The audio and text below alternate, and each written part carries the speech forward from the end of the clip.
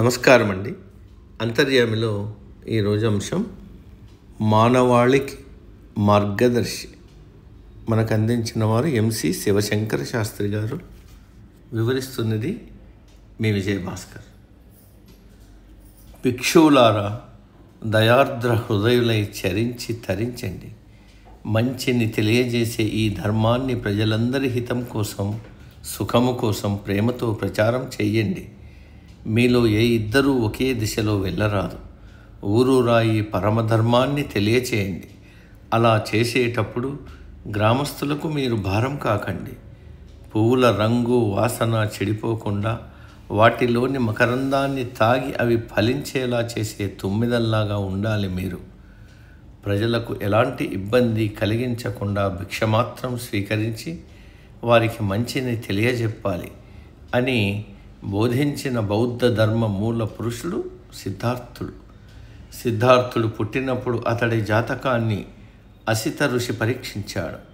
పిల్లాడైతే మహాచక్రవర్తి అవుతాడు, లేదా సకల ప్రాణులకు ఆనందాన్ని పంచిపెడుతూ అందరి సుఖాలకు కారణభూతుడయ్యే ధర్మమూర్తిగా మారతాడని చెప్పాడు. ఆయన చెప్పినట్టే సిద్ధార్థుడు ధర్మమూర్తిగా కీర్తినందుకున్నాడు. తనకు చిన్నతనం నుంచి జీవహింస సరిపడేది కాదు. అయినా సంప్రదాయం ప్రకారం ధనుర్విద్య నేర్చాడు. వివాహమైంది, కొడుకు పుట్టాడు. ఒకరోజు పురవీధుల్లో సంచరిస్తున్న సిద్ధార్థుడికి ఒక వృద్ధుడు, ఒక రోగి ఓ శవయాత్ర కంటపడగా చూసి విచలితుడయ్యాడు. ఆ వెంటనే ప్రశాంత వదనంతో సంచరిస్తున్న ఓ సన్యాసి కూడా కనిపించాడు. ఈ దృశ్యాలే సిద్ధార్థుడికి దిశానిర్దేశం చేశాయి. భార్యాబిడ్డల్ని వదిలేసి సన్యాసి జీవితంలోకి పయనమయ్యాడు. ఆలార కాలామ అనే గురువు దగ్గర ధ్యాన సాధనను ఒంటబట్టించుకున్నాడు. గయకు సమీపంలో ఓ బోధి వృక్షం కింద ధ్యాన నిమగ్నుడయ్యాడు. సుదీర్ఘ ధ్యానానంతరం జ్ఞానోదయం పొందాడు. సిద్ధార్థుడు బుద్ధుడయ్యాడు.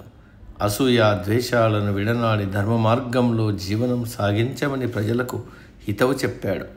కాలగమనంలో బుద్ధుడు పరమోన్నత బోధకుడై అష్టాంగ మార్గాన్ని తెలియజేశాడు. వాటిని అనుసరిస్తే నిర్వాణం సిద్ధిస్తుందని బోధించాడు. క్రమంగా నేపాల్, చైనా, జపాన్, శ్రీలంక వంటి పలు దేశాలకు బౌద్ధం విస్తరించింది. అశోకుడు, కనిష్కుడు, హర్షుడు మొదలైన చక్రవర్తులు బుద్ధుడి బాటలో నడిచారు. అశ్వఘోషుడు, నాగార్జునుడు, వనబంధుడు తదితర మేధావులు బౌద్ధాన్ని అనుసరిస్తూ అనేక ఆరామాలు ఏర్పాటు చేశారు. కృష్ణానది తీరాన ఆచార్య నాగార్జునుడు విశ్వవిద్యాలయం ఏర్పాటు చేశాడు. తక్షశిల, నలందల్లోనూ ప్రపంచ ప్రసిద్ధి చెందిన విశ్వవిద్యాలయాలు వెలిశాయి. అమరావతి, నాగార్జునకొండ, ఉండవల్లి తదితర ప్రాంతాల్లో బౌద్ధారామాల శిథిలాలు నేటికీ దర్శనమిస్తాయి. తెలుగు నేలకు బౌద్ధంతో ఉన్న అనుబంధానికి ప్రతీకగా హైదరాబాదులో బుద్ధుడి ఏకశిలా విగ్రహాన్ని ఏర్పాటు చేశారు. పక్కనే ఉన్న పార్కుకు లుంబినీ వనం అని పేరు పెట్టారు. ప్రాచీన బౌద్ధ క్షేత్రంగా ఏపీ రాజధాని ప్రాంతం అమరావతి ఖ్యాతి జగద్విఖ్యాతం. ఆధ్యాత్మిక మార్గదర్శిగా, తత్వవేత్తగా, సామాజిక సంస్కర్తగా కొన్ని శతాబ్దాలుగా మానవాళి ఆలోచనలను సానుకూలంగా ప్రభావితం చేస్తున్న మహనీయుడు గౌతమ బుద్ధుడు. ఆయన ప్రబోధాలను గుర్తు చేసే చారిత్రక ప్రదేశాలను రక్షించుకోవడం అందరి యొక్క విధి. సమాప్తం. సర్వే జన సుఖినో భవంతు. అందరూ బాగుండాలి, అందులో మనము ఉంటాం.